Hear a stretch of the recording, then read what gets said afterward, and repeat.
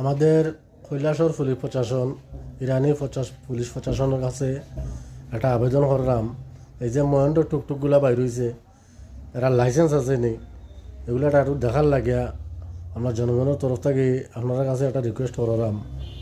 আর তারা 15 বছর 16 বছরের ফুলাফান এই পর্যন্ত টানা টানে গাড়ি পরে কন্ট্রোল করতে পারে না। আজকে আমার নিজেরও মারিয়া আসছিল। এই দৈনিক যতটা অ্যাক্সিডেন্ট ওর মহেন্দ্র খালি অ্যাক্সিডেন্ট করে, খালি মহেন্দ্র অ্যাক্সিডেন্ট করে।